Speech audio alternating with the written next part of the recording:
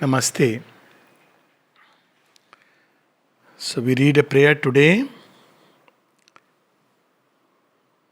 It's one of the prayers translated by Sri Aurobindo. As we know, some prayers were translated by Sri Aurobindo from French to English. It's extremely difficult because French has its own beauty, its own subtlety. It's a very subtle language.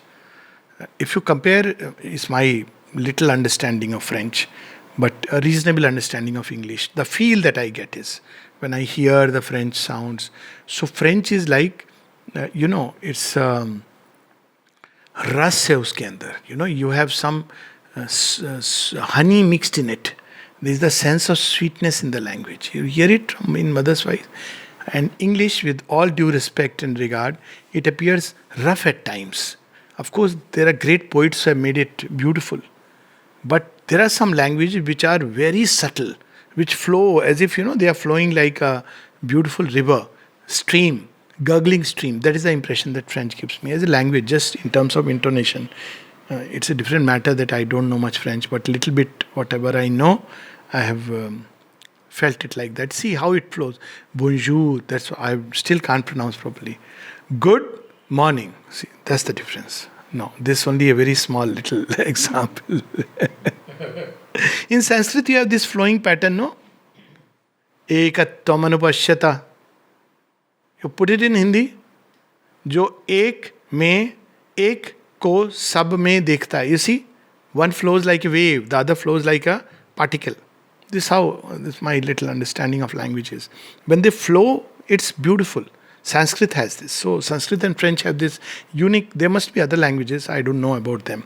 So this is one of those which has been translated by Sri Aurobindo. O Lord, Thou art my refuge and my blessing, my strength, my health, my hope, and my courage.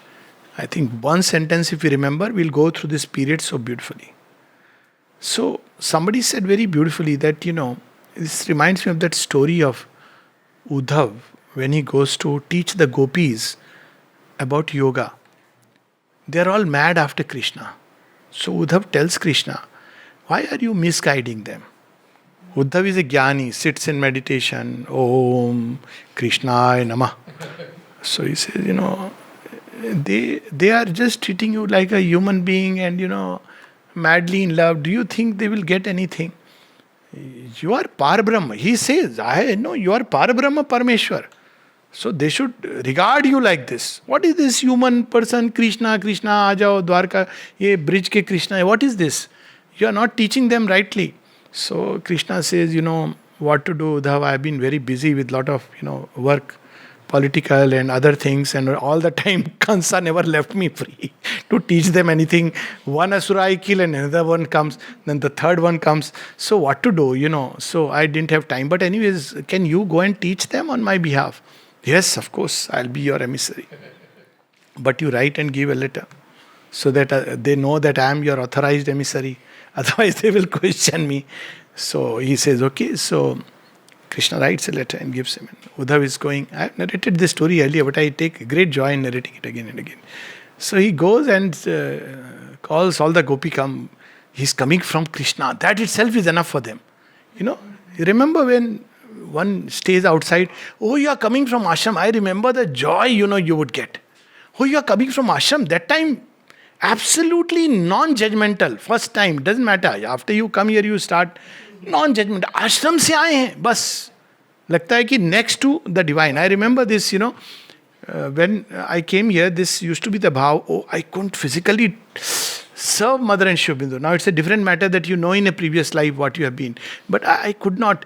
But if I could serve those who have served Mother and Sri Aurobindo. So it was with this attitude that, I would feel, oh, you have served Mother, you have seen her. I'm so fortunate to be able to serve you. So then Divine put me in Desiree home. Okay. All those who have served them, it's a great joy, that those on whom our physical gaze has fallen and who have seen, looked upon, that is the next best.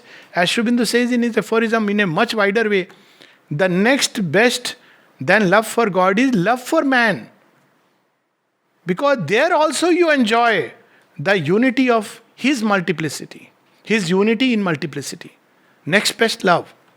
If you can love God, wonderful. If you can't love God, at least love human beings. So we say, yes, I do that. Whom? I love myself, I am a human being. So anyways, Uddhav goes there to teach them and says, I have come from Krishna, and all of them are gaga over Uddhav coming. And then he takes out a letter, by the way, I have come to teach you, don't get mad. I know you guys are just start jumping, dancing. Okay, all our attention. But how much attention span of gopis and gopis, full of love for Krishna, takes out a letter. What letter is this from Krishna? They tear it. Everybody grabs, all little bit straps. He says, what kind of creatures are you? So this is why Krishna has given a message. Oh, Krishna has given a message. Then, they are so happy. Something of Krishna's touch is there with them. Okay, tell us. So Krishna has asked me to convey, on his behalf I am conveying, that this is not how you do yoga. Okay. So what are we supposed to do? You must sit like this straight, and you have to now do pranayam. What is pranayam? It is control of breath. So then the gopis say, sir, one doubt, sir. What is it? Sir, one prana we have. We have given it to Krishna. We don't have another prana with us. So where do I get that other prana to do pranayam? See, we have one consciousness, we can't, somebody says very beautifully, the love, what is love? You must have noticed, in young age, or when a child, he loves only his mother, then parent, then friends, then whatever, husband, wife, then child. Now what happens to that love? It becomes distributed. It is the same love. It becomes distributed, and thereby it becomes less and lesser, because the quantity is the same. Unless you open to infinite, that human beings don't know. It is the same finite love. So then what happens? Mothers start feeling, oh, now my child doesn't love me. He loves only his wife. Why this happens? Because it's the same quantity of love. Poor fellow. Now he can either make her happy but mother has been the recipient of all his love. So slowly you see conflict, tussle, because this finite love is the same love. So then, what to do? So the method that is there is that turn all this love toward the divine. Then what happens? Then this love gets linked with the infinite. And when it is linked with the infinite, let it radiate into the whole world. It will never get exhausted. That is the secret. But first it must go to the divine, from where alone it must receive everything. So who is our refuge? We say, God, God, God. But in our pocket, we are keeping all the numbers. What is that called? Emergency number. Some number is called, no? IC number. So I might own this thing. IC number. Ma. That's it. So if somebody will open, he will see IC number.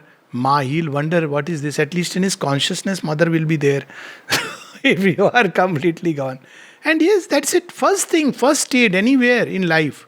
Call mother. So, but our consciousness is split into multiple things. And therefore we find nothing. Neither duvidha mein dono gaye, maya mili na ram. We neither find God, nor we get this world. So, first is to turn everything to the divine. Thou art my hope. Thou art my refuge. Thou art my strength. You see that translation that day? Na tato na mata. This is exactly what it is. Gatistvam, gatistvam, gatistva bhavani. And if we have this kind of a once pointed concentration, then it brings, not that one should do it with the idea of result. Because then there is such a bond that is formed between us and the divine. See, this personal bond of the divine is something so beautiful. Jnana yogis miss it. They only believe in impersonal, universal, some supreme, somewhere. Think about it this way, that we have a heart, and this is a unique privilege that we can form our own individual personal relation with the divine. And what that relation can be? The relation of complete trust, abandon. There is this beautiful story about this boy who would tell his mother that I have to go to school every day, but I feel afraid because there is a stretch of land through which I have to pass, forest. So mother says, oh, you are afraid? Yes, I am afraid. It's so relevant in today's times, no? So What should I do, Mama? Oh, you have an elder brother. You don't know. He lives in the forest. So you can call him and he will come and help you. Mother says, just by the way. Oh, is it? What is his name? He says, his name is Gopala. He says, okay. So he goes into the forest. And now he is happy. Mother also forgets. So child will think, Bhoot Pishach nikat nahi aave, Mahavir jab naam sunaave. So it must be psychological like that we say. Na? So one day in the school they ask some milk, but the mother doesn't have milk because there is a mass feeding program. So he asks his friend Gopala. Gopala actually meets him. Child with that kind of faith. So he says, doesn't matter, I'll give you as much milk as you want. When he narrates to the mother, she gets suspicious. This is the problem of us elders. We teach the child one thing, but in our own heart we don't believe in it. Our state is like, there is God, but you know what? God is post to time and plan. First it is doctors, lawyers, police people, all these people will save you. God is there, but keep him as a backup. Backup also second, third backup. But he should be the first one. So she says, where does hope come from? People often ask, even this period, they often ask this question. Do you see any hope? There is always hope. If there is no hope, there is no life. So what is the hope? Here is China. There is, I don't want to take the name, recent election, this, that. Hope is with none of these people. Hope is with the Divine Mother. It's her creation. It's her lookout. And if she is there, everything is safe. Every day we must get up and remind ourselves the Divine is there and it is His creation. It's His business to look after it. And since He is there, everything is safe. How He will take us? His wisdom far transcends our human understanding. So she says, O Lord, Thou art my refuge and my blessing, my strength, my health, look at it, my hope and my courage. So imagine to live with this idea, to sleep with this idea, to wake up with this idea, to walk with this idea wherever we go. Thou art supreme peace. You want peace? Turn to the Lord. You'll have peace. People want peace as, if this person is not there, if this thing is not there, if I get this, I get that. Peace doesn't come like that. But when the Lord comes, peace is, His offer is, I will come, you get me and get million things free. Old offer of the Lord. And the first thing that comes, ancient times when all the queens, Rajkumari, when they will get married, so along with them, there would be some of their paricharikas. They would also go. They were the friends and maids who would take care of the Rajkumari. Why? Because they know what the Rajkumari wants, what atmosphere she should have. So when you invite the Divine, there are other ministers who come before the Divine comes. Now late Professor Manoj Das, since recently passed away, one of his stories, very interesting story. It's an ancient fable, retold by him, but very nice story. So he says there is a person who, king calls him and asks him, because he has saved the king once in a jungle when he was going with Bhesh Badal ke, and this man, brave man, saved him. So next day he calls him. He didn't know he is the king. And he says, ask anything you want. Do you want a job in this? I can give you a good job. He says, no. I can give you so much money. Do you want this money? He says, no. So he says, what else? You tell me what you want. So he says, I want you to come to my house as a friend and have a dinner with me. So people say, what kind of boon have you asked? What kind of gift have you asked? He says, no, this is enough. So now what happens is, king has to go. Date is fixed after 1 month. Now king has to go. The roads have to be absolutely fit and fine. So the roads are fit and fine. So king has to come. How can he sit in his poor jhopdi and eat? It is for the king. King ki garima, not his. So they make the house into a pakka house, nice house. All this is happening behind the scene. King has to come. This man is witness. And then, king has to come, he has to eat with the man. How can king sit just with any ordinary person? So immediately the mantri, the chief minister comes together. He says, let's give him a good job. At least, some stature. So he gets a good job also, appointment letter. Now final day is coming, king has to come. He says, you see, now he has a good job, good place, everything. But kings, what king will like or doesn't like to eat, Only his daughter knows. So the best is if his daughter can get married to this man. So they approach the king and say, sir, he's actually very good. They insist, and then he says, yes, perfect. So she gets married. So now you see, when the king comes, so these are the ministers of the kings. Peace will come when you call the divine. Some people ask, should I aspire for psychic being or the divine? Ask for the divine. All else is contained within that. So, supreme peace. Unalloyed joy. We have joys, but they are always mixed with a touch of sorrow. Perfect serenity. My whole being prostrates before thee in a gratitude beyond measure and a ceaseless worship. Why gratitude beyond measure? What has people often say, what has the divine done for me that I should be grateful? If divine has done something and you want to express gratitude, then it is not gratitude but a business transaction. What is gratitude? The divine exists. What is gratitude? That he has called us to the path. What is gratitude? That he has awakened in me the aspiration to know him and to love him. What for gratitude? That he has given me one more day that I can walk this journey. So many things. Forget about many other blessings of life. The fact that we are living, isn't it gratitude enough? And a ceaseless worship. How beautiful this is. Not a worship which is, okay, half an hour I am going with this ton. That's okay. That's one kind of level of worship. But ceaseless worship, when everything is seen with wonder, with the sense of the sacred. With worship, always there is the sense of the sacred. When the whole universe becomes a temple and everything one sees with the sense of the sacred. And that worship goes up from my heart and my mind towards thee, like the pure smoke of incense of the perfumes of India. This before mother's coming to India. See how beautifully she says, pure perfumes. And when we light up the perfume, it is a symbol. It is also an occult action because these perfumes can have power over many occult forces. So pure perfumes of the incense, perfumes, like the pure smoke of incense of the perfumes of India. See, at that point of time, look at it from another perspective. People come to India saying they want this, oh, this is not so good. I remember once going from Pondicherry and one young American girl, all jacket and jeans and style, and cursing Indians like anything. So I said, by the way, what's your problem? Oh, you see, I got this purse and it has torn out and broken. So I said, excuse me, you came all the way to India to buy a purse? What kind of intelligence is this? So she said, no, I came to India but I bought a purse. I said, so India doesn't specialize in making purse. That's not India's specialty. You can get purse anywhere else in the world. But there is something you will get only in India. Did you find that? And she started bit, backup mode and little arguing mode, and then I had with me Punjab ka Khoon.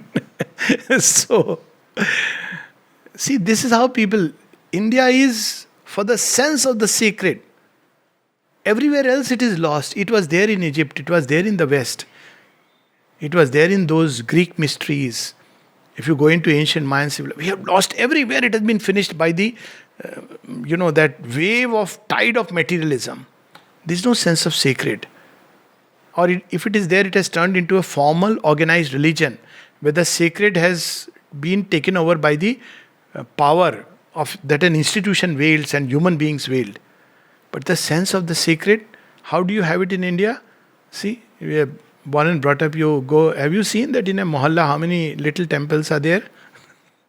Oh, I don't know, but I remember in my house you go a little, there is a small little tree and below that there will be a stone and somebody has done little sindoor and you will see somebody praying Hanumanji. Then you go wherever you see monkeys, they are always Hanumanji. Baal, he is Shivji. Cow. See how our mind gets so strange. Recently I was reading, if you keep a dog with you and take care, you are liberal. If you keep a cow and worship it, you are orthodox and backward person. This is our mentality. But in India, the sense of the sacred, crow, tree, people ka tree, neem ka tree, flowers, plants, rivers, mountains, sky. What is it that didn't have the sense of the sacred? That is what is called as ceaseless worship. Wherever you are going, you are having this sense of the sacred. You go there, mother, father, again sense of sacred. Bada bhai, sense of sacred. It is woven in the fabric of Indian life, from womb till the tomb, and thereafter there is the sense of the sacred. So this sense of the sacred is what makes life a ceaseless worship. When we live with this thought, this idea, this aspiration that everything is an occasion to worship. That today only we were discussing. See, in Vedic times, you didn't have temples like this, no? May have had one or two temples. So what did people do? They would get up in the morning and rub their eyes. And what was their darshan? Surya, Aditya, Hridayam. So they would pray to the sun. Every day, anybody from anywhere can pray. So beautiful, no? Nobody will charge you money for entry. It's all free. You can pick up water from your bucket and offer it to the sun. You're not asked. And then after you have given earth, this is how Indian life was. It developed like that. You go to a river and first in where that Kaveri river's origin, Dakhin Ganga. So you want to go and see what that Dakhin Ganga is. You'll see it's a small little place, where there is little water, like a puddle of water, not even a pool. I mean, it's like a well. And you go there down the steps and you take it. So what is it? To a Western thought, it will be like, what is it? Dirty water. But for India, then there is next to it a little pool. Everybody takes a bath with this idea that this is Ganges in which I have taken a bath. This sense of the sacred that turns life into a ceaseless worship. We have lost it. Sri Aurobindo and the mother said, this is something which the moderns have lost. The sense of the sacred. Now everything has become cold, hard, dry material fact.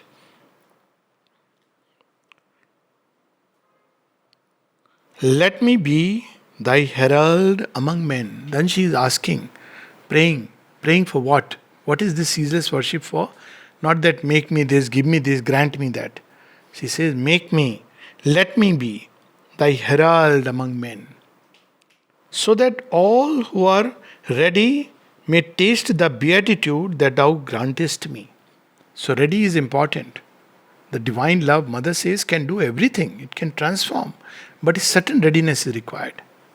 And that's why we see in life so many struggles and these things come just to make us ready. For that one moment lived the ages past, the world now throbs fulfilled in me at last. That poem of Sri Aurobindo, Sonnet on Krishna, that at the end point, through all this we become ready. How we become ready? See, when you are not thirsty. Then when you go to a place, you're looking for soft drink or things like that. And when you are thirsty, really thirsty, then water from anywhere, any source is like Amrit for you. So this readiness, otherwise even when divine comes before us, we'll turn him into, just to give me some goodies. But when we are ready, then we understand that what we are receiving is not just goodies, but the supreme good. So she says, those who are ready may taste the beatitude that thou grantest me in thy infinite mercy. Mother is tapaswini of tapaswini, but she says, in thy mercy.